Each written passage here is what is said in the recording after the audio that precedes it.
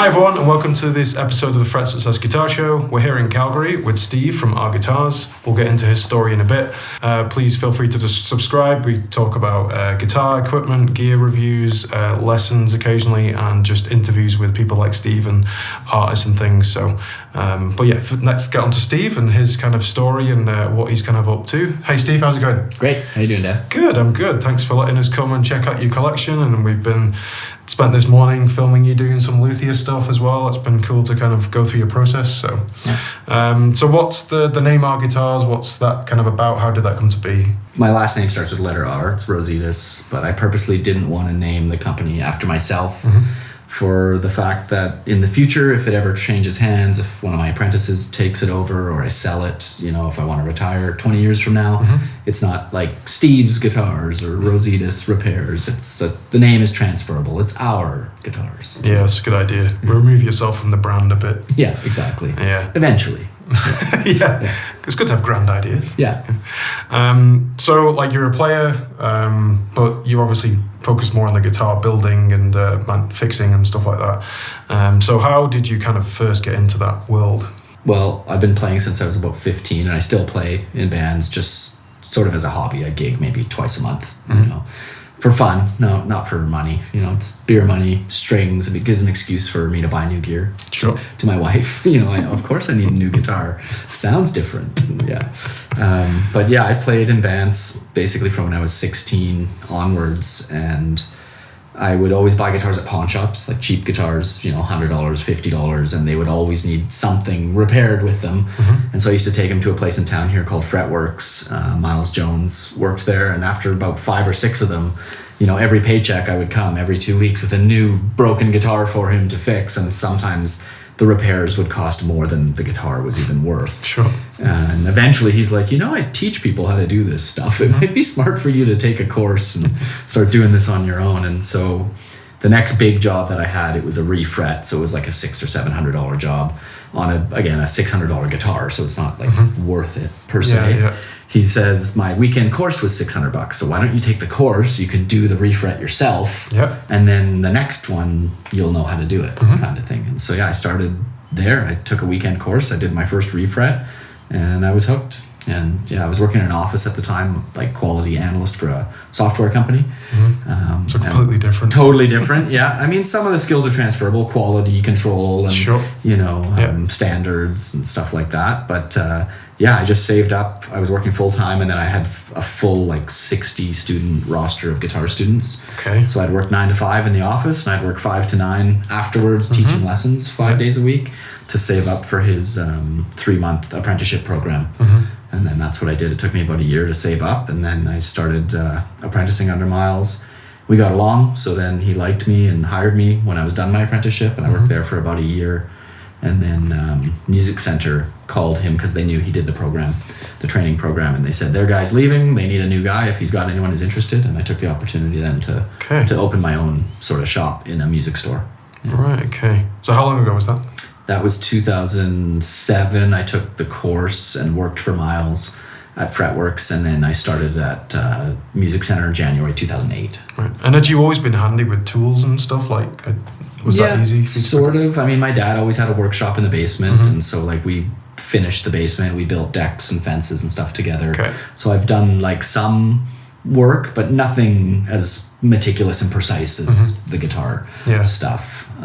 But I jumped right in. Once I took his course, I bought books on how to build guitars, and so I started building almost right away, just in the basement in my spare time. Right. Made a lot of bad acoustic guitars that some of them only got halfway, and then you realize, the scale length is off, and I didn't even think about that. Yeah. You don't know until you know. And so I've got some that are never going to be finished, and some that I shouldn't have put the hours in to finish, but eventually they get better and better and better, and now they're half decent. Yeah. And so you must have been challenged at different points during your career so far of guitars you've had to take on, or instruments, whatever it might be. Were there any, this may have changed as well over the years, are there any guitars that particularly challenged you at different phases, and did you have any breakthroughs as part of that process?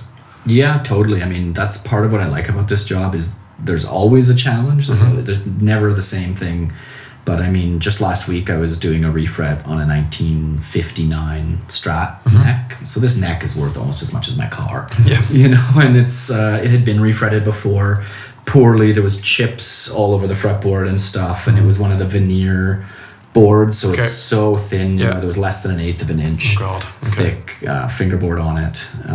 Because of the previous refret, it actually was a slab board that had been sanded so thin that it looked like a veneer now. And so the client was very particular. He was a collector, so he had lots of pre-CBS guitars, and he knew every little thing about, in 1960 they did this, and this screw hole is here, and this logo is different. And so he was very particular about not deepening the fret slots because the fretboard was so thin. He was worried we were going to start cutting into the maple. And so for that job, we actually had to shorten the tang of every single fret to put them in so that we didn't have to deepen the fret slots. So yeah, every week there's new challenges, and it's part of what I like about it. You know, it's not the same. You still get to learn and to grow.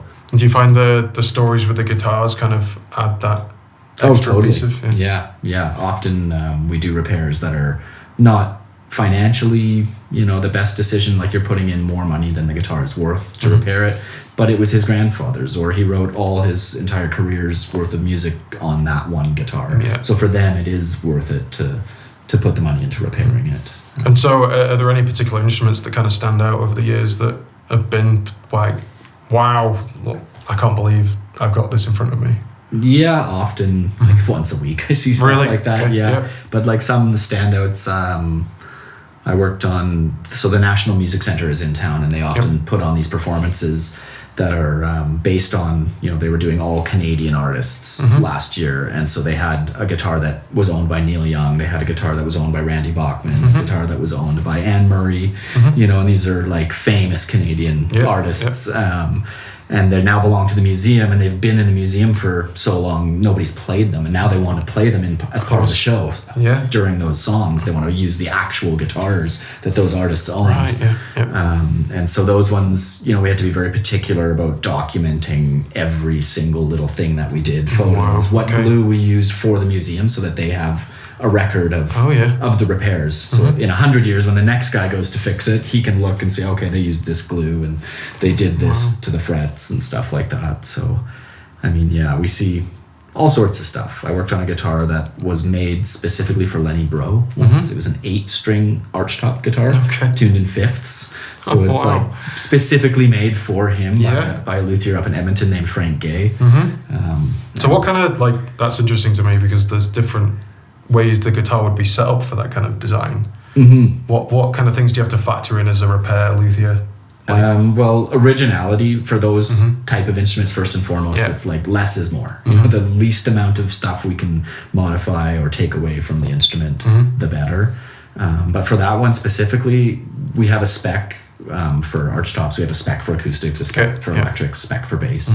And we get those specs from our clients. You know, obviously there's factory specs. You can go on the Fender website and the Warwick website and see what the spec is supposed to be for the action. But in my experience, we have enough professional clients that are extremely picky about, you know, action and the way their guitar feels and plays, because they're in studios, they're under a microscope. You know, it has to work. It has to play in tune. It can't buzz. And so when we get those type of players in, once they're satisfied with the guitar, I just measure it and go, okay, every single electric guitar gets that spec from now on. Every bass gets the John Gray spec from now on. We use Maddie McKay for our electric guitars. Aaron Young for our acoustic spec, you know, because if it works for those guys, they're playing stadiums with these guitars. It's and then there's room to move. So we warranty our setups, so any adjustments are free. If you don't like exactly that spec, you bring it back and we can move it a little higher, a little bit lower, or we can adjust the truss rod for you so that it works the way you want it to work. So when you're working with these different artists, are there any particular notable musicians that people would have more commonly heard of that are interesting to talk about? Well, I mean, being in Calgary, there's a huge country scene. Of course. So like we just had the CCMAs, the Canadian Country Music Awards, were just in Alberta last week, and we swept the field. I mean, the bass player, Lisa Jacobs, we do all her basses. Guitarist of the year, Brennan Wall, he lives 2 blocks away. I see him once a week. The Maddie McKay our electric guitar spec. I mean, he won Guitarist of the Year, I think 5 years ago. Yeah. But he won Steel Player of the Year this year. Yeah, I heard that. So yeah, it's like I've dealt with Brett Kissel and Gord Bamford. Corb Lund called me last week. Oh, really? Yeah, so like the Calgary country scene. I mean, we've worked with Kyle McCurney and Devin Cooper, you know, some up-and-coming artists who you may or may not have heard of yet, but you will in the next year. You know, Robert Adam. But we also do the rock stuff. I have jazz clients. I mean, we're not too particular. We do lots of metal, like pointy guitars with Floyd Roses. Sure. Yeah, we do lots of that sort of stuff too. Biff Naked's band came in when they were in town last week. Okay. And so once in a while we get touring artists. One time, about 3 or 4 months ago, Alan Doyle was playing the Jubilee, which is just 10 blocks away at Sate, and his guitarist called me saying, "Hey, the tech who works for Nickelback, I know him, and he recommended you. We are at soundcheck. It's 5:30. Our gig's at 8, and my guitar doesn't work. Is there any chance that I can take an Uber with the guitar, come to your shop, and you can get me going in the next 2.5 hours?" Yep. And I said, "Yep, no problem. Get over here. It's like 10 minutes away." That's awesome. And yeah, I had to do a full fret level recrown. I made him a new bone nut and fixed some wiring issues. And he was just floored. He was blown away. He's like, "I've been to every shop in Canada. I've had hundreds of guitars over my career, and none of them play like this. Like, this is amazing." And he was so happy. How does that make you feel? Makes me feel great that we can provide that service, because I'm a musician. All the people I hire are musicians. Yeah. So like, we get it. We've been on stage when stuff doesn't work. You flick to a pickup and there's worst. no sound. Or you play fret 12 and it's not in tune. We've been there, and so we understand. And I mean, I know this word disruptor is common in the parlance nowadays, but we're trying to change what people think about guitar shops. Often the turnaround times are really long. You don't often get to speak to the people who are working on your guitar. There's like a barrier, like a secretary or something, and they don't even let you go in the back, where when you come into our shop, you can see the shop, you can see all the guitars on the bench. If you want to watch while we fix your guitar, you're welcome to. And you can talk to the person who's actually going to be working on your guitar. That means a lot. Do you think that helps with the customer service side for you? Oh, huge. Yeah. When I started at the music store, I said that to the guys. I said, if I'm here and the clients or customers are bringing guitars, can you just send them up to the shop so I can talk to them? Because otherwise it's like I'm hearing it third hand. He says my intonation's out. The sales guy forgets and says his action's out, and then I get it and measure it, and the action's fine. And it's like, I'd rather just hear it from the person, and better than hearing it, show me. Like, play the guitar, show me where it's buzzing. Because I want to see how you're picking it. Do you use a pick, or are you using your fingers? Are you standing up, or are you sitting down? I once had a guy who said his guitar was buzzing, but only when he plugs it in through the amp, it's making this clicking sound. It ended up being his bracelet was hitting his guitar top and coming through the pickup on his acoustic guitar, and that's what was the sound that he was hearing. But I didn't know until I got him to sit down and play it, and I was like, I think it's just your bracelet. If you take your bracelet off, and it was this weird like clicking, scratching sound, and that's what it was. Is his bracelet was rubbing against. But otherwise, you would have like been hunting for this thing. You're hunting for loose braces or a wire or something, and we have a saying: there's no such thing as ghosts in our shop. Like, it's a physical object. It's a machine. There's only so many parts on this machine, so if you start tracing the buzz, you will find it. It's not nothing. And we've had some very expensive guitars, like custom shop, $10,000-$15,000 guitars with weird buzzes, ghosts. They come in saying, I've had this at 3 other shops, and no one can find this buzz. And one in particular, I won't say the name or anything, but it was the pickup spring under the bridge pickup. Oh, right. So the bridge pickup spring, they had just cut it a little bit too short, and so it wasn't compressed, and it was just like rattling, but only certain notes, only certain frequencies, just like an F sharp. An F sharp would make it rattle, but the G, it was fine. And it took us a while, but we found it. We just replaced that spring, and it was. You should have seen the guy's face when he played it. The first note, he's like, "You found it! You found it!" It's like having a medical thing. Because he had taken it other places, and they had tried, fret level or whatever, adjusting the bridge and stuff, and it was still making this weird metallic buzz that wasn't like string noise, but it was definitely something. You could hear it. You it wasn't nothing. First think of that, especially if it wasn't consistent. No, exactly. It was hard to replicate. And that's like, when you bring your car to the mechanic, it doesn't make the sound kind of thing. And it's hard for us to fix it if we can't hear what the problem was in the first place. Is there anything that you've modified on more vintage instruments that has maybe improved them or take them forward? Or Yeah, vintage stuff. I mean, my philosophy is, again, we're trying to keep it as original as possible. Because you can always buy like a reissue if you want to make a modification to it. There's only 1,000 of these that were made in 1962 or whatever. And half of those are gone because of fires, floods, thefts, car crashes, whatever. You leave it in your dad's barn and then now it's disappeared. So there's only so many of these pieces left in even close to original condition. So I would highly, highly advise against modifying vintage instruments if you can. I mean, obviously it's your guitar. We will do it if you ask us to, but it's my professional courtesy to say, you're going to devalue the guitar if you change the originality of it. But also it's almost like these guitars are going to outlive us. We're just kind of stewards trying to keep them as original as possible so that in 100 years there's still an original one of these in the wild that hasn't been changed to pink in the 80s, with EMGs in it. Because back then, like, people didn't know that these guitars were going to be worth anything. No, because they weren't just worth anything. Used guitars. They were just cheap guitars. You find them at pawn shops for $600. You can get vintage Strats, vintage Les Pauls, all throughout the 80s and 90s, and people would modify them with all sorts of crazy stuff. And now you look back and it's like that guitar would have been worth tens of thousands of dollars if you would have just left it alone. But who is to know? Nobody knows about that. And in the future, nobody knows which guitars are going to be worth the money. And there's so many makers out there now as well compared to what there was 50 years ago. And especially like hand makers. Like one-off, one guy in his shop or two guys.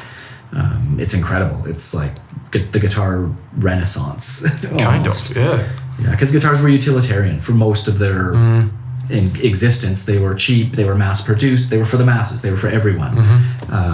Where nowadays, if you look at concert instruments, if you look at a violin or a grand piano, people wouldn't even blink spending $100,000 on a grand piano or a violin or a cello or something like that. Where guitars, they've never been like that. Only until the last maybe 20 years have people started realizing that guitars can also be of that quality and of that like fine instrument world. And so we're just starting to see the potential of what guitars could be, because you're starting to get professional people realizing that you can spend $50,000 on a guitar and it's worth it, Yeah, and they hold their money like nowadays they do. Yeah, totally. Some of them, again, it's like cars. Some of them are just old cars and they're never going to be worth. If you have a '66 Mustang, it's worth a ton of money. If you have a '77 Mustang, it's not going to, in 10 years, it's not going to be worth the same as what the '66 is. Like there's certain years and there's certain makes and certain models, and a lot of it has to do with who played it, who got their picture. Did John Lennon have it, or did Stevie Ray Vaughan play it? That has a lot to do with it too, and they do hold their value. If you buy good, American or Japanese made stuff, typically will at least meet, if not beat, inflation. And so I tell a lot of my clients who are like, my wife won't let me buy another guitar. It's like an RSP. It is. It's like, but you can play it. And there's some guitars that will never be investment. They're just player guitars, and those are my favorite, actually, the vintage guitars that have been modified, so people aren't particular about keeping them original. It's like they can make them their own. You buy a Junior from the 50s that had 3 broken headstocks, 2 refins, it's been routed for humbuckers, but it's still the wood. It's still a 70-year-old piece of mahogany. And now you can put whatever pickups you want in it. You can put whatever frets you want. You don't have to worry about having it original for originality's sake. And often those are the best ones, the best sounding ones, the best playing ones, because you can do what they need to be done in terms of replacing parts and modifying it. So you were playing around and fiddling with wrong words, but with a vintage Telecaster earlier on. We were doing some footage. 61. That one is. What's the kind of story behind that? Because that's a little bit unique with it being maintained for someone else to play it and stuff. So that one belongs to a collector in town here. Again, I'm not going to name names. Yeah, of course. He's got dozens of guitars, maybe even 100 or more. Yeah. He's an avid collector. He's a serial entrepreneur, so he has lots of money and he buys very expensive guitars. But he's not playing out. He's not a professional player, but he likes to see the guitars being played, and so he'll lend them to professionals in bands. Yeah. And so this one he lent to our friend Reed, who you know as well. Yeah. And Reed brings it. He's like, I can't even play it. The frets are down to the wood. You know, it needs a refret. And so I spoke to our client who owns it, and he was cool with doing it. And so we're going to put some new frets in it so it can actually be played at a professional level. You know, you can take it to the studio. It'll play in tune. You can put it on a record, and it's been refinished, so it's not 100% original already. And frets are kind of like brakes on a car, like they wear out, so you're not going to really reduce the value if you do it right. If you do the refret properly and it's done correctly, then it doesn't really affect the vintage value at all. It may even make it worth more because it's already been done and you don't have to take that risk, right? Because there's always a risk I mean, I've seen it. Unfortunately, some people they take on jobs that they're not capable of, and then we have to fix a refret that went wrong. And so a lot of people will be wary of buying guitars that need that type of extensive work because they may not have a guy who knows how to do it, or they have to mail it out somewhere to get it done. So if it's already done, you might have an easier chance selling it because people can look at it, they go, oh yeah, it's done right, it plays great. You know, it might actually add to the value of. So what do you have to do? I know you described roughly the frets and stuff, but like you were kind of leveling the fretboard and looking at the radius and what was the whole kind of procedure that you went through?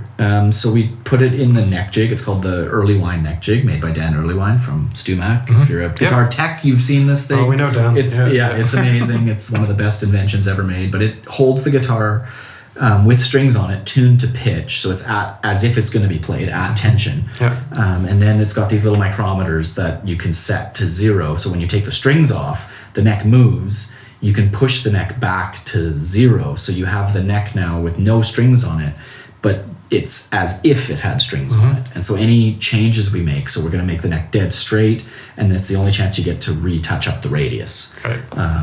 So we know that it's going to look the same once we put strings on it. We're not going to guess at how much we have to take off, because again, for guitars of this age and of this value, I want to take off like a gram of material or less. I was looking at the fine dust coming off as you were doing it. Yeah, it's like the least amount of dust, the better, but it has to get straight. So that's the whole reason it's there. That's why it's there. You have one chance when you pull the frets. This may never have the frets out again. It may not have the frets out for 50 or 100 years. So this is one chance that we have to touch up those little things, and then we'll make new frets, put them in, and then do a setup, and it'll be good to go for decades. Do you find that using more modern materials in some of these guitars improves them as well, or is it not much? Is there much discussion around? Yeah, I mean the glues are better nowadays. So like we see broken headstocks all the time, and it's always a Gibson or an Epiphone style with the angled headstock.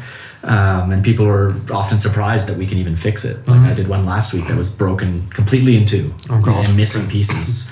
And we put it back together. She just picked it up today, and she was like, I can't even tell. I was like, well, you can tell. If you look close, you can tell. But she's like, I can't believe that this works. And she probably thought it was gone. She thought it was garbage. She thought she was going to have to throw it in the garbage. And it was about, I mean, it was an Epiphone, so the repair was maybe about half of what the guitar's worth. So it was still cheaper than buying a new one. And the glue won't break in the same spot. Like I've had a guy who I fixed his headstock, he dropped it, and it broke again, but not where we fixed it. It breaks fresh wood, which is great because I can put fresh glue in there. If it breaks where you fix it, then you got old glue on new glue. It's not going to hold. So the glues nowadays are better. Stainless steel frets are fantastic. They're way harder on us, the techs. They're harder on your arms and the tools. But they never wear out. So they don't sound any different, contrary to what you may read in the forums. The stainless steel frets sound exactly the same. And so we have a few clients who we've convinced to do stainless steel refrets, because if you're coming in for a refret every 2 years, like it's expensive and you're playing this guitar a lot. These are professionals who play almost every day, 5 or 6 nights a week. They're gigging. they can't afford to be without their guitar for a week either, right? It's like that's their tool. Like I have one guy, he only has one acoustic guitar and he plays 6 nights a week. Oh, wow. So he's got to find a spot where he's got 3 days that we can take his guitar, change the frets. And so I think I did 2 refrets before I convinced him to do a stainless steel one, because it's like you never have to pay for it. It's done. It pays for itself the first time. And for him, it was like every 2 years. He just plays so much, and he's got a very aggressive vibrato, and he wears out frets. Okay. Yeah. So yeah, stainless frets are great. The new pickups, I mean, basically any pickup you buy that's made in America sounds incredible. Yeah. You know, there's no risk of, you know, having one that you don't really like. The modern materials are awesome. Yeah. And the modern guitars are often better than their vintage counterparts. Like I've seen a 63 Strat and I've seen the 63 AVRI like reissue or the custom shop 63 Journeyman, and they're arguably better guitars. Like the tolerances are tighter. Yeah, because they would have built them this way if they had this tools. Oh, they would have. Yeah, the tooling is better. The machines have tighter tolerances, and the workers are arguably even better too, because back then it was all factory stuff, and now you're getting custom shop guys. You know, if there's 1,000 people that work in a factory, 10 of them are building the custom shop guitars, and so you're getting better workers as well as better materials. The only thing is the wood. You're not getting better wood. Like that 61 I showed you, the Brazilian rosewood fretboard is perfectly straight, quarter sawn, tight grains. Like that wood doesn't exist anymore. The grains were crazy. Yeah, you cannot find trees. And if you can, it's illegal. You can't chop them down. And so the only way to get wood of that quality now is you have to basically find a stash of wood. And so people know that we buy wood. Hey, if you're selling wood, contact me, because we make guitars. And so once in a while, a couple times a year, I'll get a phone call from like an estate sale. Or, you know, the last one was a guy who called me. He said, I do like storage wars. We buy units that people have abandoned, sort of thing. And so on the weekend, I bought 17 storage units, and one of them looks like it's an old violin store. Do you want it? And I was like, well, what's in it? And he said, it's mostly wood. I was like, okay, oh my God, cool. And it was that violin store that was on 16th Ave. It was that one. I guess 10 years ago, he died, and they stopped paying the bill for the storage unit. And they shifted it in. And so we have all the maple and the spruce. It's been in Calgary for 50 years. It's already been selected by a luthier. I mean, we make guitars, so it's too small to do a lot of what we use it for. But if we ever want to make a mandolin or something like that, or I've been using it for like bridges and bridge plates and you know, smaller pieces of wood for repairs. And same thing. I had a guy call me about a C can that he had purchased from an auction, and he's like, at the very end, at the back of it, I think it's Brazilian rosewood. And he sent me a picture of it, and he's like, and I'm a carpenter. I make like decks and stairs and stuff. I don't need this stuff, and I know how valuable it is. So I just typed in guitar makers and calling around if you want it. And so we got a bunch of bridge blanks and fretboard material from wood that looked like someone was going to build a chair out of it. Like it had mortise and tenons cut in it already. So again, I'm getting these scraps and then making them into guitar pieces, like fretboards and bridges and stuff like that. And especially when we need to do vintage repairs, it's handy to have some of this old wood on hand, because if you're replacing a bridge on a 50s or a 40s Martin or a Gibson, chances are it's Brazilian rosewood, and so you want to replace it with the same materials. Then it'll age the same. It's harder and harder to find. It's harder to get access to the wood specifically. So Steve, we have like people watching who are guitar players, guitar owners, so I wanted to just pick your brains a little bit more on the minutiae of, you know, what people can do at home. And I always go to a person that is experienced doing this, but some people like to tinker and do it themselves, and sometimes you have to out of necessity. So I wondered just a few questions on that. Like, do you have like any recommendations on tools that people should have at home, or things that they could do themselves? Any tips? Sure. Like a string action gauge is probably the single best tool. And don't get the cheap one on Amazon, because when you're measuring 10,000th of an inch, that's like the width of the line on the ruler. And so if that line is off by even its own width, it's like you're double, you're 10th out to 20th out. And I've seen them, they're not accurate. So you might have to spend $20 or $30 to get like an American made one, but definitely get a string action gauge, because then you can measure your own action and you can see where it's at and compare it to the specs. yeah, I mean, we have lots of clients who do their own setups, especially touring artists. If you're on the road, if you're in some small town and there's no shop or they're closed, you show up after hours. And it's handy to have a set of Allen wrenches or at least a truss rod wrench that, you know, fits that guitar.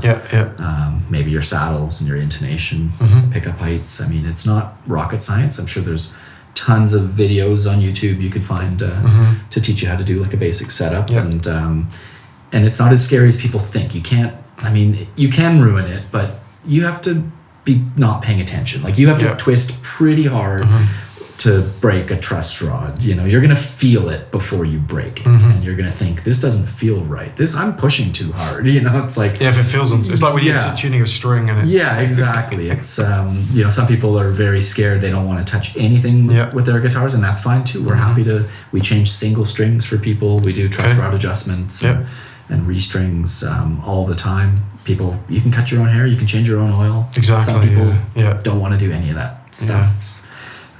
But yeah, a lot of the stuff you can do at home, and don't be scared. Buy a cheap guitar if you're interested. Go to a pawn shop, go on Facebook Marketplace or Kijiji, buy a $100 guitar, and that way you can't really screw it up. Right. And the things that people not get wrong to break their guitar, but are the things that they kind of misjudge when changing a guitar, fixing a guitar themselves, like using the wrong sized Allen wrench. Because a lot of them feel pretty close. You know, like a USA Fender uses a 1/8 for the truss rod, a 1/8 Allen wrench, which is very close to 3 millimeters. So a 3 millimeter will fit, and the 3 millimeter everyone has from IKEA in their junk drawer. So it's the wrench that you just have lying around. Everyone's got the 3 millimeter one, but not everyone has a 1/8 inch one because it's American, so it's for American made stuff.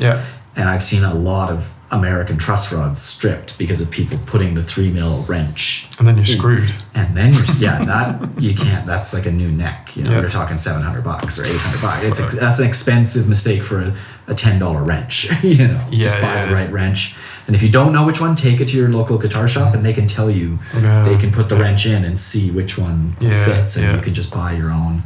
So make sure you have the right sized wrenches. That's good. That's an overlooked kind of tip, but yeah, that's the thing we see the most often. And same on saddles, right? On these little tiny screws, because again, if they're an American guitar, it'll be an American sized wrench, but the 1 millimeter fits just barely, and it fits just enough to strip it. You know, and so make sure you know what sized Allen wrenches. I would say would be the number one tip if you're doing it yourself. And so you've had a bit of change recently in your whole setup and business, is that you're starting to do a bit more supply and selling of instruments and things. What kind of inspired you to go down that route? It's tough to scale the repair business, right? And so it's like I've got 3 kids, I've got another one on the way, which means my wife's not going to be working, so I'm going to be the sole breadwinner for our family for the next little while. And so to try and earn more money as a repair tech, there's only a few ways to do it. You can raise your rates, you know, you can work more hours, but those are both capped. There's only so much people are willing to pay, and there's only so many hours in a day. So what I've done is I've hired a team of techs, and they're all professional players who have either had training to do this, or I've trained them before I hired them. And so then we can offer same-day service, because there's 4 of us most days. So if you walk in with something simple like a restring or I just resoldered a jack for a lady, it takes 15 minutes and I'll do it while you wait. And I'm not buried under 100 guitars stressing out. But then sales was just a natural sort of evolution of that, because, to make $1,000, I'd have to run the shop for 2 days perfectly, with 4 or 5 of us all day, and nothing goes wrong, and nothing takes any extra time, and to make $1,000, I can sell one of these guitars in one phone call. It's like, so it's a kind of a no-brainer. If you want to increase the revenue for your business or increase the income of your shop, sales is basically the only way to do it without increasing the hours that you have to put into it. And it's definitely an advantage where it's attached to a repair luthier. Oh, totally, yeah. So we set up every single guitar here. We level all the frets, we recrown them and polish them, do the fret edges, on the sides, make sure they're not sharp. Put a new set of strings on, do a full setup That way, when they pick them up, most music stores, the guitars aren't set up until you buy them. And then they come with a free setup. Yeah. You know, it's like I worked at a music store and I tried to convince them, let me set these guitars up first. They'll be easier to sell if they play right, if the frets aren't sharp, if they play in tune. Like I put them back when it's like. I know sometimes people pick up a guitar and put it right back because it's sharp on the edges, you know, or you can't play it. The action's too high or it buzzes. And so all of these guitars are actually set up, and then we warranty it for life. So if you take it home, you play it for a while and you want it adjusted, you don't have to pay to get it adjusted. You can just come by it. It'll take us 10-15 minutes. We'll adjust it for you. And then we can do any repairs. Often people will bring us guitars that they don't want to fix. You know, it's a $400 guitar and it's going to need $200 in repairs. They don't want to fix it, so we'll buy it off them, you know, for cheap, and then we'll fix it and then put it up for sale. So we get some inventory that way as well.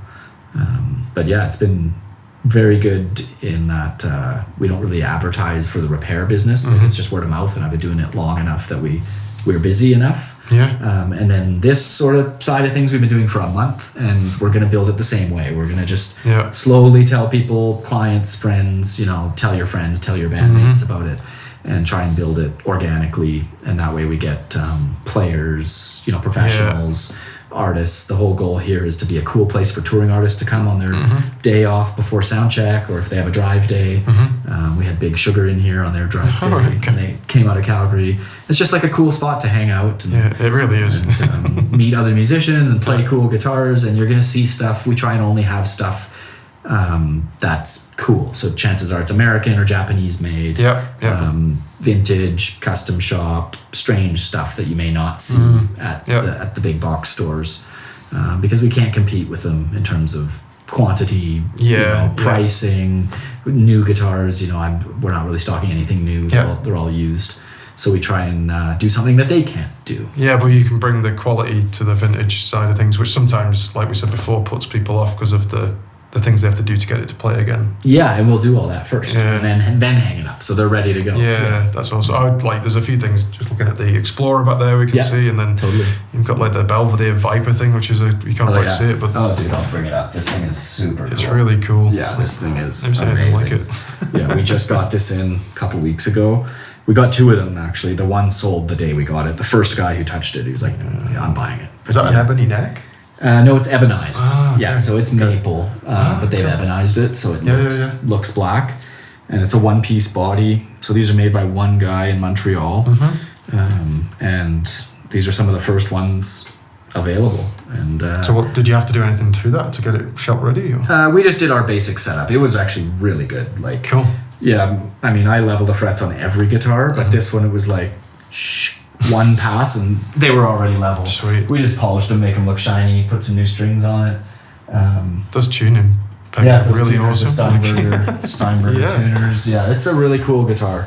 And so, like, now we have a relationship with Brett where we'll order 2 guitars a year. I put an order in with Lewis Parker last month of East City Guitar Company.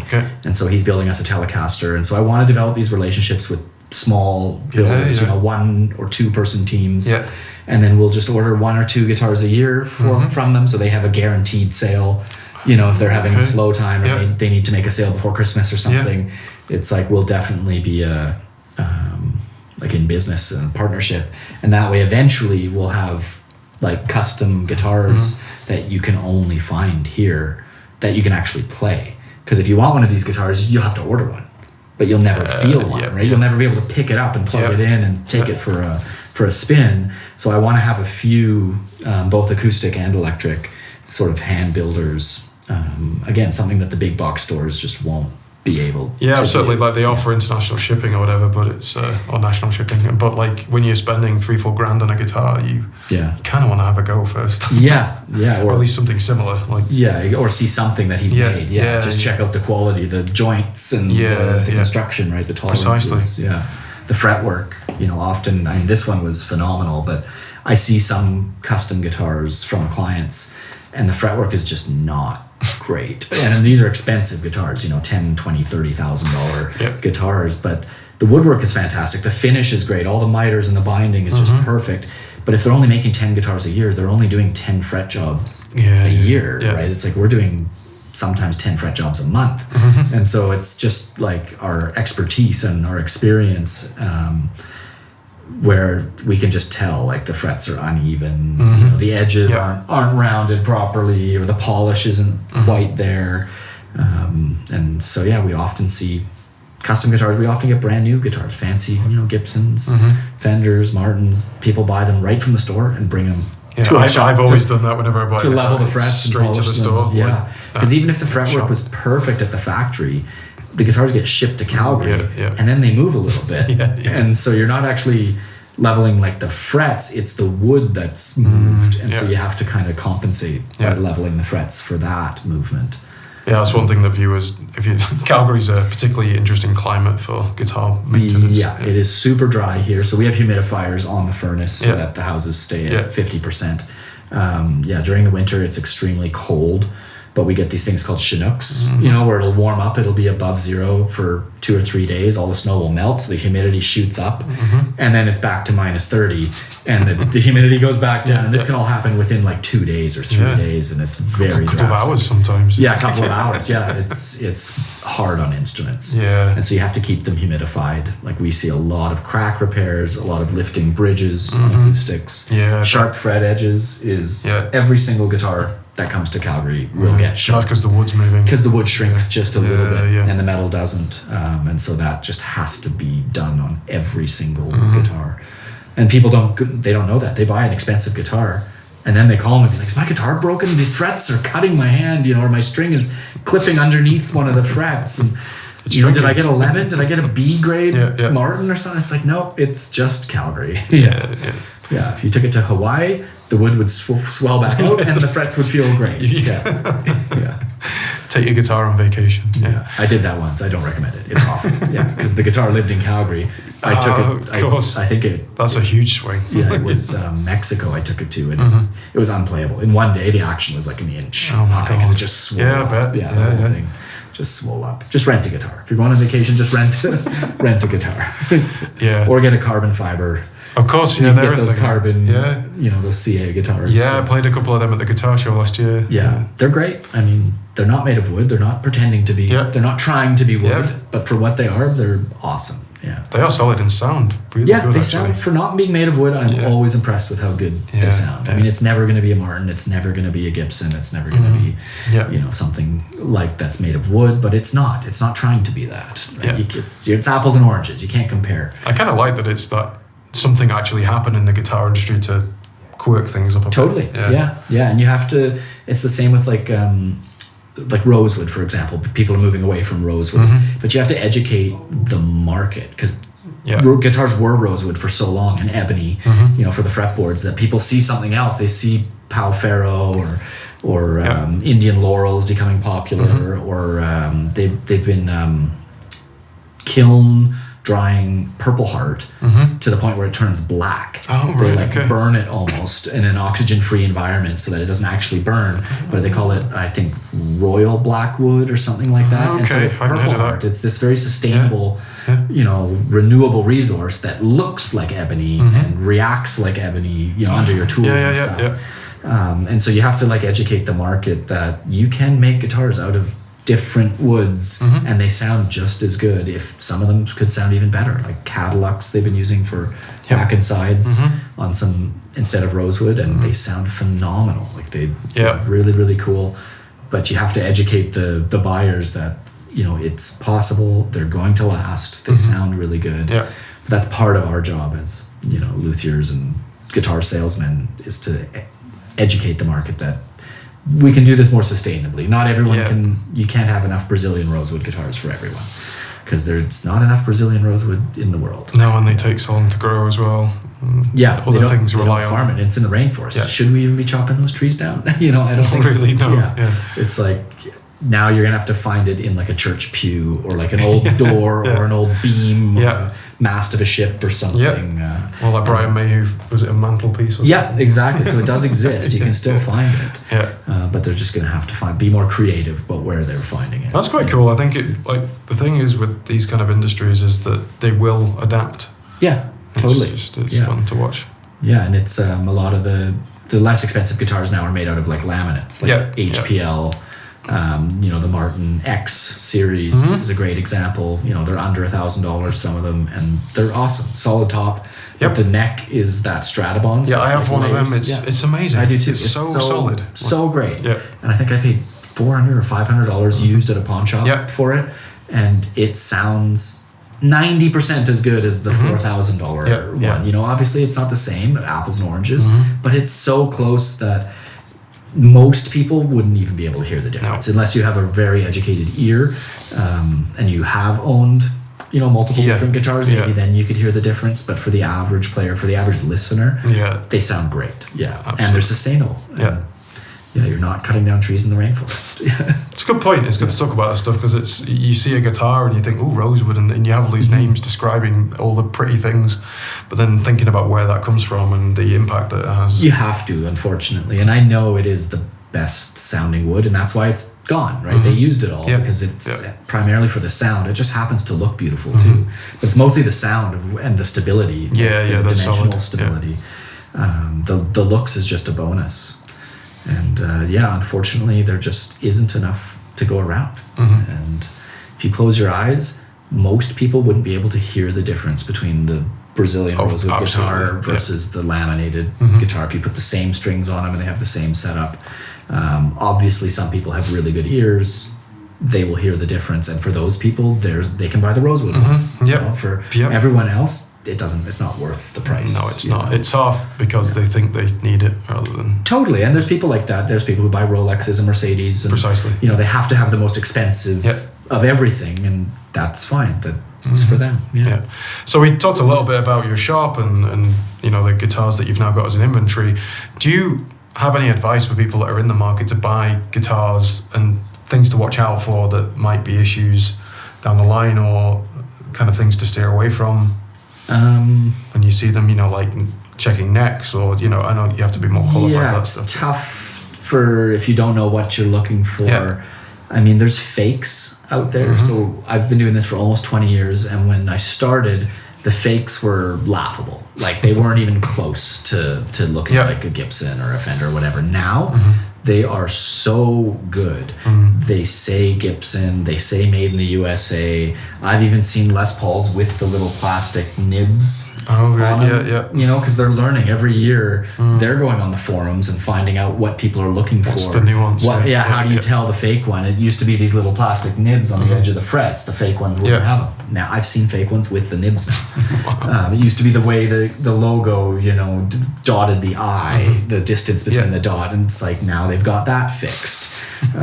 So just beware of fake. If it's too good to be true, it probably is. If you're seeing an Ace Frehley guitar that's a $10,000 Les Paul or a $12,000 Les Paul being sold for $1,000, it's probably a fake. Everybody has reverb now. Everybody knows, has eBay. They can look up what these guitars are worth. So nobody's going to be selling a Gretsch White Falcon for $1,200. Like it just, and these are guitars I've seen on Marketplace. And I've seen fake. You can tell a mile away. And I've had clients text me, "Hey, this looks like a really good deal. Should I buy this?" And I have to just look at the ad and go, "Oh, that's fake." If it's too good to be true, it probably is. But I also have clients who buy those fake guitars so they don't have to take their real one to the gig. To the bar. So you buy the Les Paul. It looks the same. You're in the tribute band, so you got to have this color with this, finish on it. But you don't want to bring the $8,000 version to the bar because some drunk guy's gonna trip or knock it over, or worse, run away with it. I've had friends lose guitars. They go to the bathroom, they come back, their guitar's gone. Unfortunately, it happens. Or Pete Townsend used to do that in the Hood, and he, for a different reason, he would smash up a guitar that wasn't his. Or I remember there was a story of the speaker that he put his guitar through, and there was no speaker in the back of it. Right, it was just the Tolex. The grill cloth. So if it's too good to be true, it probably is. And then obviously, if you can actually play it, it's better to hold it and try it.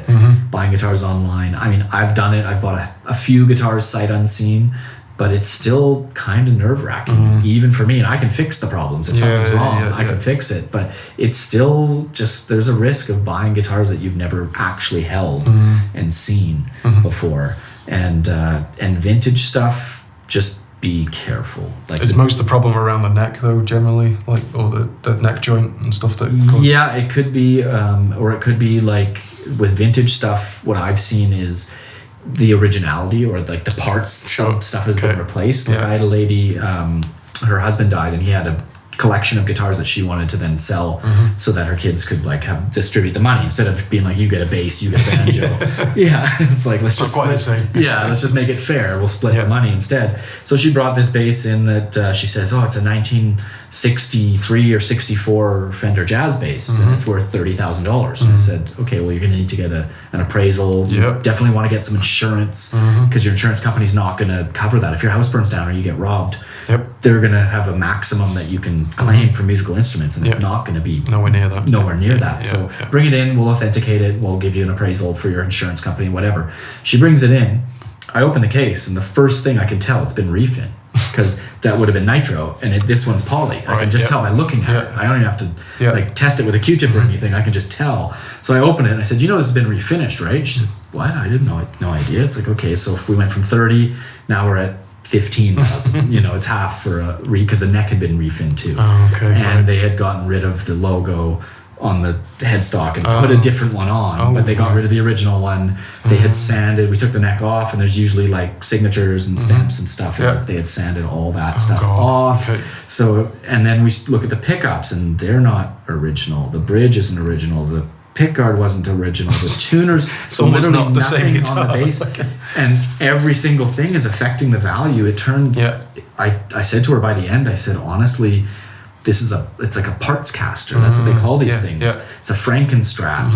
It was a jazz bass, but it was a Frankenstein jazz bass that you would probably get more money stripping it all, selling just the neck and just the body, because they were 63, so they were actually original, but they had both been refinned. But you could probably get more money selling those individually on Reverb than you would as a whole package. Selling this as a package, you'd be lucky to get 2,000 or 3,000 for it. Wow. So she was mortified. That's what I mean. So you have to know your stuff, and we don't deal with a lot of vintage stuff because I'm not a super nerd about that. I don't really care about those tiny details, and so I just kind of stay away from the super vintage. But that's the people who are going to buy those guitars for the value they're perceived to be. But one little thing, one pickup, one screw hole can affect the value by thousands of dollars. And I just don't really want to take those risks. As a guy who doesn't know that much about those very specific details. You could miss something pretty easy. Yeah, I just would not want to take those risks. So vintage stuff, just be very, very careful. Get a second opinion.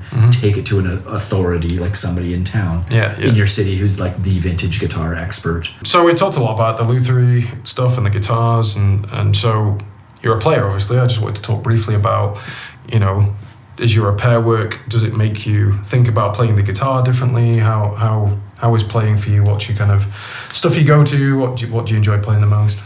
I like Fender guitars. I play a Telecaster in one of the bands, and then I play a P bass in one of the other bands. So I'm kind of a Fender guy. I've played Gibsons, I've played PRSs, humbucker guitars, and every time I'm playing like a humbucker guitar, I'm trying to find the telly knob on it, whether it's a Gretsch or a Gibson or something. I'm trying to turn these knobs and make it sound like my telly, and it just never quite does. Because often we'll get a new guitar in. After we set it up, I like to take it to a rehearsal to just like play it loud through an amp and try and make sure everything actually works. That's a good idea. And some guitars fit better than others. Some guitars don't. The frets feel like they're in a different position, and so you're always sliding 2 frets off or something.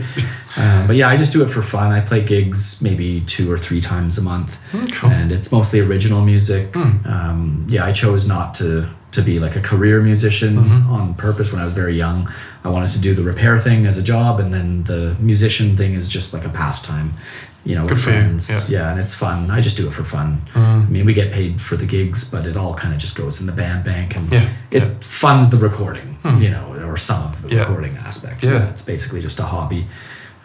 But I play in a band called Liquor Mountain and another band called The Dust Collectors, so you can check us out on Spotify and Apple Music and all this stuff.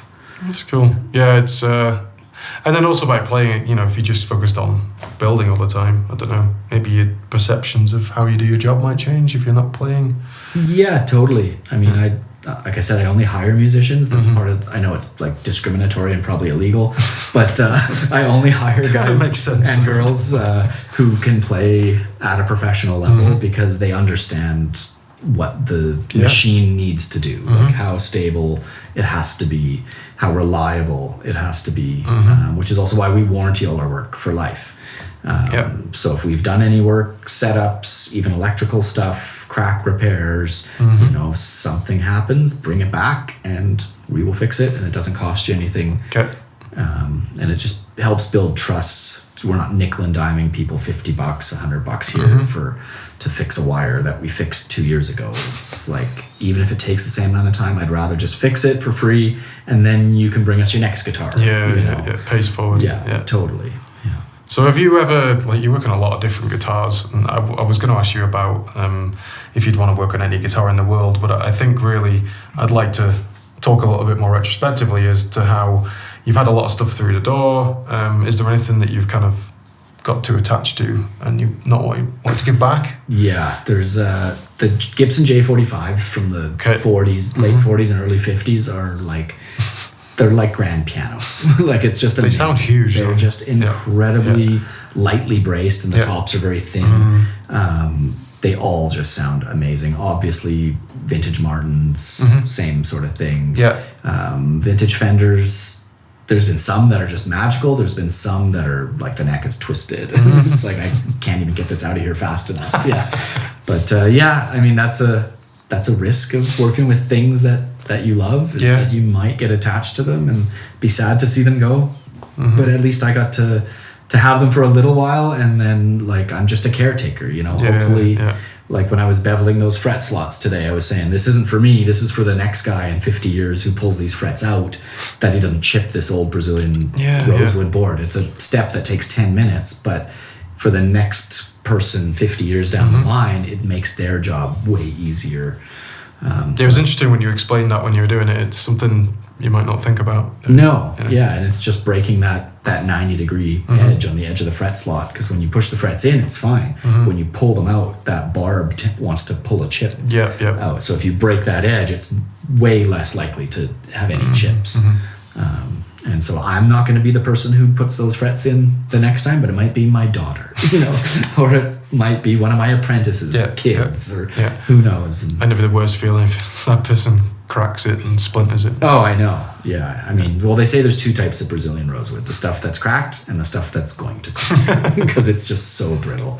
It's common. And don't worry if your guitar has a crack in it. It's normal. Most old acoustic guitars have cracks. Well, it's like anything. The wood, it moves, it ages. Well, look at violins. They've been around for 400 years, and half of that job for violin repair is fixing cracks, splits, seams and stuff like that. It's just part of owning an instrument, because it is wood. It breathes. It moves with the seasons, especially if you're going in and out of, you know, cold car to a hot gig.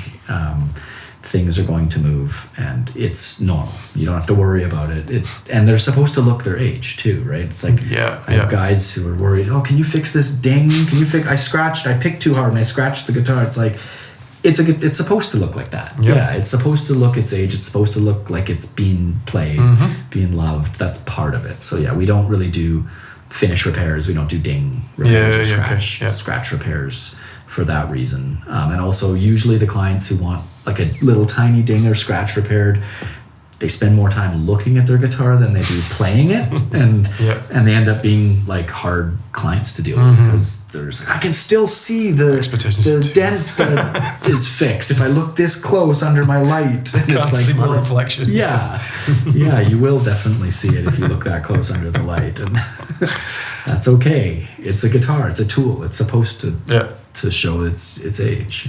So the variety and the challenges you come across in the job, is that what you find most enjoyable about luthiery? Definitely part of it. I mean, I have ADD, so I like different things all the time. I don't really like doing the same thing every day, and so this job is great for that, because every day is new. But mostly, like I was saying, I enjoy helping people. Like I know we're fixing guitars and we're working on things, and sometimes very valuable things, sometimes very irreplaceable, one of a kind things, where even if you could buy this again, they don't make them. And like even if you have the money, there's none for sale, or they only made one, this one, and they don't have any more of that wood. And that's fun, but what I really like is the helping people, because that's in the end who we're serving. It's people. I was one of those people. I took one of these pawn shop guitars before I knew Miles. I took one to a music store. Actually, it was the music store I ended up working at, and because it didn't play in tune at fret 12. So it was this old Harmony from the 50s, and it had a bridge that moved. It was like an archtop bridge. So I took it, I tuned it. It was in tune in the open position, first fret, the chord sounded good. But up at fret 12, it was almost a full fret difference. Like the E was an F almost. Sure. And I had no idea why or what. So I took it to the music store, and their tech wasn't there, so they were just like, I have no idea.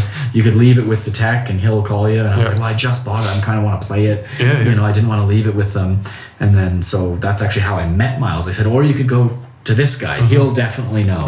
And he'll tell you. And so like, I was one of those people who knew something's wrong with my guitar, but I don't know what it is. I don't even know where to start. And so I want to be able to help those type of people, and be trusted, that we're doing only what was asked for the price that was quoted, at the timeline that's reasonable, because there's a lot of people who've had bad experiences in this industry, experiences with guitar techs, be it doing jobs or things that weren't on the invoice, or didn't do what I asked. I've had lots of clients show me saying, hey, I had this set up, I asked them to fix this buzz, and it's still, they did all this and this and this that I didn't ask for, but they didn't fix the one thing that I asked for. And so like, to be somewhere that you could trust that we're going to do a good job, we're going to charge a fair price and only for what we do, and a timeline that's more than reasonable. It's the people that I like helping. Just seeing the joy on people's faces. I mean, there was a girl here today that she just broke that wire. She called earlier, and I said, if you can hang out, I'll do it while you wait. She's like, really? You'll do that? I've called other shops. Nobody's open on Saturday, first of all, and they're all telling me weeks. And it's like a 20-minute job. If you want to hang out or go to the coffee shop and come back in 20 minutes, we'll fix it for you right away. And the look on her face when it was done and she got to leave the same day, it's like, that's what I do it for. The first guitar, the kid who's taking his first lesson and cutting himself on the fret edges, because I was there. I used to have all these little cuts on my finger, and I had no idea what was causing it. I thought it was paper cuts, and I was like, how am I getting paper? And then one time at band practice, I went for some slide, and I went, oh, that's what it is. It's my frets that have been cutting me. For weeks, I had no idea I was getting these cuts on my fingers. And so like, from the very beginner who, we replace single strings for free. You're changing your string and you're turning the wrong tuner and you snapped one. And you don't want to go buy a whole new set of strings for one.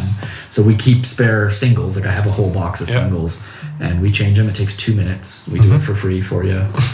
So that way, when you actually get a job for us to do, you trust us. When I give you a quote for $1,000 job, you believe me that it needs this much work.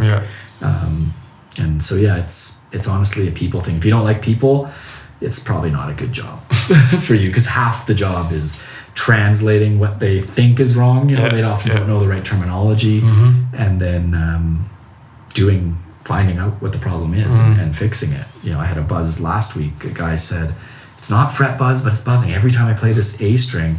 And it was. I could totally hear it, and it was very strange sounding. I thought it might be a wire or a loose brace. We checked everything. It ended up being the spring in his battery box. So when there was no batteries, the spring was rattling a little bit. When you put batteries in it, it pressed on the spring, and the buzz went away. But he was playing it acoustically, and he didn't have batteries in it, and that's what was causing it. And so it's like being able to do that and find and fix people's problems. That's probably the best part for me. And obviously seeing musicians, hanging out with, being part of the scene in my little way, contributing. Absolutely. When you see clients on stage or they're releasing albums, you hear them on the radio, and it's like, I did that guitar. I like going to shows, and seeing, I've done every guitar on that stage. that people watching might want to get into luthiery and want to do repairs. Like, do you have, your story's quite unique how you got into it, but I wondered if you had any recommendations of people wanting to get into this field. Sure. Definitely get training, like professional training. Go somewhere, whether you have to leave. If you're in a small town, obviously you probably won't have anything close by. Yeah. You might have to go somewhere to get training. But something that's personal, that's hands-on, not just like a YouTube course. I mean, that will help. The Dan Earlywine repair guide is phenomenal. There's a lot of resources nowadays that there wasn't 20 years ago when I was getting into this. But there's still no substitute for hands-on training with someone who's done it before. So they can go, no, don't do it that way. I've made that mistake. Don't ask me why, but don't do it that way. Yeah, do it this way. So training would be the number one thing. And it is expensive, but if you look at the return on investment of, say, like a post-secondary, like a 2-year program or let alone a 4-year program, the training is very, very cheap when it comes to good value for that. Like we do a training program, it's almost $20,000, but the last three people that I've put through the program have made that money back in less than a year. So they've got a return on investment of over 100% per year working part-time, right? They're not even working full-time. And so that would be my other suggestion. If you want to get into luthiery, you need another income source because it takes a long time to build a clientele to get even part-time work. And that there's no shortcuts to that. You can advertise all you want, you're just not going to get the traffic until you build a name for yourself and you build a reputation and that trust amongst musicians, because then they will spread the word for you, right? And so you need a second source of income. For me, it was teaching guitar lessons and gigging. I played in cover bands and stuff, so I used to gig every weekend. I used to teach guitar in the evenings. So you definitely need a second source of income for a while. It might take 5 or 10 years if you want to do this full time before it can actually become a replacement for a full-time income. So that would be my 2 recommendations, would be get some professional training, and you're going to need a second source of income for at least 5 years until you can build up a client base that you have just the volume to do it. The second piece is like, the first one's, good advice, but the second one is something that you might not think about. You think, no, I totally. can just go do this. Oh, you think I take the course and then all of a sudden I hire. And it's like, that might work if you're in a big city, if you're in Nashville or New York or something, it might be a music store that'll just hire you right away. But if you're in a smaller town or you're trying to build something independently, you're working in your garage or in your basement, a lot of people do this at home, it's going to take a long time to build a client base until you're even getting one guitar a day. I mean, we're getting 10 guitars a day now, but that took 20 years. And some of those guitars are like a wire, like I fixed for that girl, or a single string kind of thing. It's not all a huge It's not job. all refrets and setups and electronics and stuff. And so also my third thing would be, don't ever take jobs that are over your head, right? Don't make promises you can't keep, because what's going to happen is you're going to underquote how long it's going to take and how much you're going to charge, and then you're going to get the job. Someone's going to go, that's a great price for a full refin, and then you start getting into it and you go, oh, I didn't even think about materials. I'm spending half of this on materials, especially if you've never done the job before. Now you got to buy tools, and so it's like that whole first job doesn't even pay for the tooling that you need, and you can get in over your head real quick and get some insurance. My fourth tip would be get some insurance, some commercial insurance, for if that happens and somebody wants you to replace their guitar because you screwed it up to the point where you can't get it back to where it was. And then the right thing to do is they need to get a new guitar. It's like your insurance can cover you for that. God forbid that's never happened. I've never had to do that, but insurance, definitely get commercial insurance so that if something like that happens, you're covered. You don't have to shell out $10,000 because you ruined this fancy guitar. Oh, Steve, they're great tips. It's good. You're talking about things for genuine problems that might come up. Of course, because it's hard. It's a hard career to get into because of the income thing. It takes so long to generate a reasonable income that a lot of people just do it sort of half-time or part-time. And but as long as you're doing it every day and you're continuing to build, eventually it will work. Right? And my mentor always said, you're only as good as your last job. So make sure every job you treat the squires the same as the custom shops, because every guitar that crosses our bench is that person's most expensive guitar. Yeah. Right. Even if it's $100 guitar, it's that person's most expensive guitar. So to them, it's the same value as the guy who has the $20,000 guitar. It means the same amount, or it could mean even more if it was their grandfather's or their father's, something like that. And so you have to treat every single guitar as if it's their most prized possession. It's good. That's awesome. It's been great to chat with you, Steve. A couple of more light-hearted questions, I guess.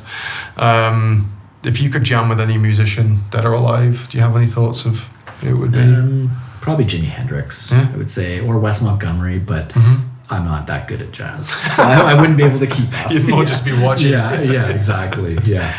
And more on the guitar focus, do you have any thoughts about, if you were to build a guitar yourself, and I think you're starting to do a bit of this stuff anyway, but like, would there be like a dream spec or guitar you would build, dream shape? And right now we just build acoustics in the Martin style. So I've got a Dreadnought out there and a Triple O that are basically Martin copies, and we've made some modifications on the internal side, like the bracing and the neck block and stuff like that. But right now it's kind of like, if it ain't broke, don't fix it. They invented that almost 200 years ago, and it's still so good. And who am I to think that I can make something even better than Martin did? So let me try and do that first. And so we're going to get really good at doing like vintage Martin style with modern appointments, like a two-way truss rod and stainless steel frets if you would like, and then maybe we'll modernize a little bit, maybe a bolt-on neck instead of a dovetail for the repair guy, so that the next 50 years down the road, when it needs a neck reset, it's easier. But slowly but surely we make like 1 or 2 guitars a year at this point. But that's my goal. Once the repair shop can sort of sustain itself and I can spend a few hours a day building, that'll be like the future aspect. And next time you come, there'll be 6 of our guitars here. And eventually half the wall will be guitars that we've built. So that's the idea. Cool, great. Well, wish you the best of luck with it, Steve. Thanks so much for taking the time to chat today. If you want to find out more about Steve, he has website, Our Guitars. If you're in Calgary, come check out the store. I think it's appointment only to have a look at things. But send us a text or an email. You can drop by too. If we're not super busy, we'll take you in. Thanks so much, Steve. You're very welcome. Appreciate it. Thanks for watching. If you enjoyed this, please drop a like and comment and subscribe if you aren't already. That'd be amazing. I'm Dan from Fret Success, and I will be in the next video. Thanks so much. Bye.